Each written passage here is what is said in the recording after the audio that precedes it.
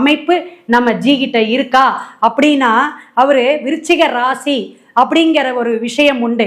அப்ப குருவோ சனி ராகு கேது பெயர்ச்சியோ சப்போர்ட்டை கொடுப்பாங்களா அப்படின்னா லக்னம் சிம்ம லக்னம்னு நம்ம நெட்ல எடுத்து இதை நம்ம சொல்றோம். ஸோ அவருடைய சேர்க்கையிலேயே சூரியனும் சனி பகவானும் ஒரு பிரச்சனையை சாதிக்கக்கூடிய அமைப்புக்கு ஒரு இதை ஜெயிப்பாரா ஜெயிக்க மாட்டாரா அப்படிங்கிற ஒரு போராட்டம் இருக்கு. அப்ப மனம் சார்ந்ததுல அவரு தைரியமா இருக்கணும். தன்னம்பிக்கை கொடுக்கக்கூடிய விஷயத்துக்கு அவருடைய ஆன்மீக சிந்தனைகள் நமக்கு பெரிய சப்போர்ட்டை கொடுக்கும். இவ்வளவு அமைதியானவர், சாந்த சொர்பமா இருந்தாரு. அயோத்தியாவுல ராமரை எப்படியெல்லாம் பிரதிஷ்டை பண்ணினாரு, இதெல்லாம் நம்ம கேட்ட மோடிஜியா இப்படி விவேகத்துல இருந்து வேகமான ஒரு விஷயத்த போர்க்களத்துல நான் இறங்கி களத்துல நான் ஜெயிக்கக்கூடிய மக்களை காப்பாற்றக்கூடிய காவலனா ஒரு தெய்வமா இருந்து ஒரு போர் முனையில என்னென்ன விஷயமா துணிஞ்சு செய்யுங்க.